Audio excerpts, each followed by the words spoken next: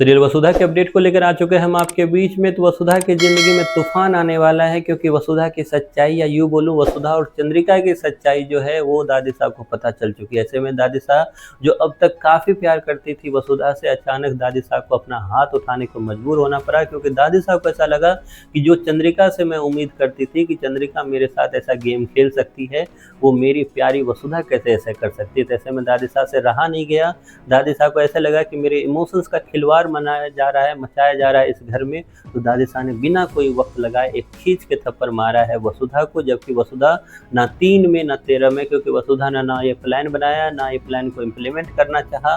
Plan बनाया किसी और ने, वसुधा बस उस पर चलती हुई नजर आ रही थी, क्योंकि वसुधा को ऐसा लग रहा था कि अगर मैं ये चलूंगी नहीं तो दादी साहब की जान जो है खतरे में जाएगी। ऐसे में दादी साहब के लिए ही वसुधा ने जब ये सब कुछ किया, तो दादी साहब ने ऐसा गिफ्ट दिया वसुधा को जिसके बाद वसुधा टूटती हुई नजर आएगी। लेकिन इसके अलावा भी दादी साहब की बातें सुनकर वसुधा को काफ़ी ज़्यादा चोट पहुंचेगा, क्योंकि वसुधा जो है अब तक ये सोच रही थी कि वसुधा कि मैं ये काम करके, क्योंकि मुझे घर से तो निकलना ही है, तो मैं ये क्यों ना दादी साहब की जो लाइफ है उसको बचाकर फिर मैं इस घर से जाऊं। और फाइनली जब उसे पता चला कि ऑपरेशन हो चुका है, तो उस वक्त वो चंद्रिका के पास गई। लेकिन चंद्रिका जो है उसका लालच धीरे धीरे बढ़ता हुआ नजर आ रहा था। उसे लगा कि ये झूठ में जितना कैरी आउट कर सकूं उतना ज़्यादा अच्छा होगा, और उसी चीज़ का जो फलस्वरूप रिजल्ट ये आया कि फाइनली वो झूठ बीच में ही फूटता हुआ नजर आया।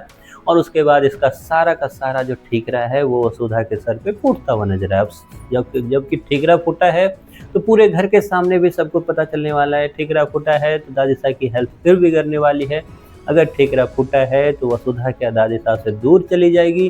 क्या वो दादी साहब दूर कर देगी वसुधा को? क्योंकि अब तक वसुधा खुद घर छोड़कर जाना चाहती थी, अब दादी साहब ने कह दी ऐसी बात कि उसके बाद वसुधा जो है काफ़ी ज़्यादा टूटती हुई नजर आएगी। क्या कहा है दादी साहब ने?